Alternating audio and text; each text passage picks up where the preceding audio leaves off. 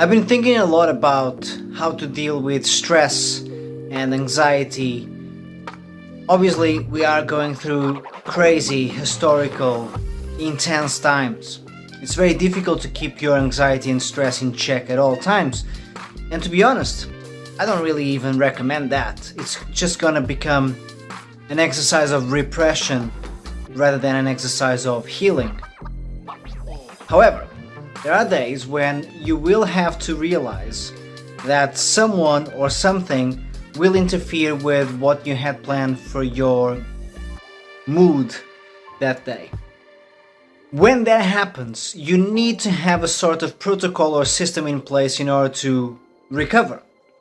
Sometimes you will not be able to escape stress or a stressful situation. It will happen. So here's what I do whenever that happens to me. What do I do the next day? Step number one, immediately actually, is to remove yourself from the situation as soon as you can. Don't linger. It will happen, you'll have to face it, but eventually step away.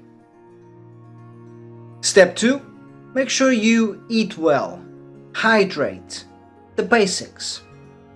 Try not to overthink what just happened that was stressful. What I would suggest in order to let go of that internal conversation, the I should have said this, I should have done that, do some journaling. I do that every night, and when I'm stressed, it's really helpful because I can just have that whole conversation on paper and let it go. The next day in the morning, I make sure that I exercise. So now gyms are closed, I'm still doing my home workouts. It doesn't mean that you're gonna get all strong and muscular, it just means that you're gonna get your blood and oxygen flowing.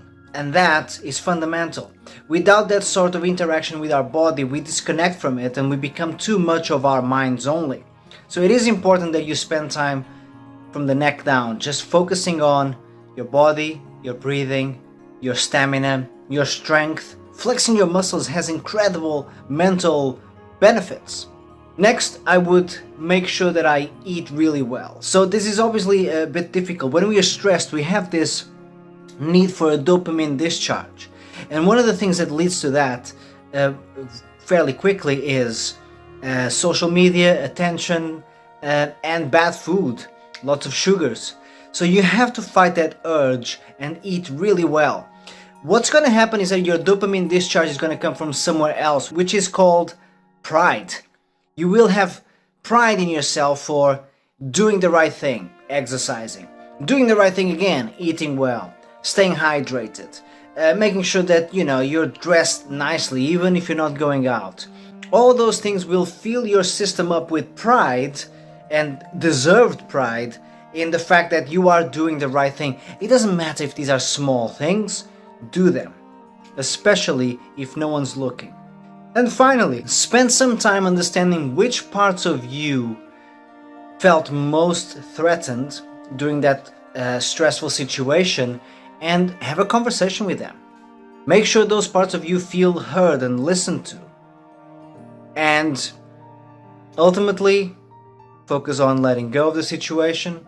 Focus on focusing on yourself. Read a book, watch a movie, make love, do whatever you need to do to bounce back positively, proactively, and with the focus on you rather than on the situation. What do you usually do if you're stressed? Do you go for the quick dopamine discharge that comes from fast food? Or do you focus on self-healing and self-centered focus? I'm learning to focus on myself. It's difficult. It feels sometimes selfish, but in moments like stressful situations where you need to manage your energy, you need to be a little selfish. So let's all give ourselves permission to be a little selfish when something comes up, when someone makes you feel threatened or tired or stressed. Be a little selfish, but do it proactively. Do it for your and everyone else's benefit.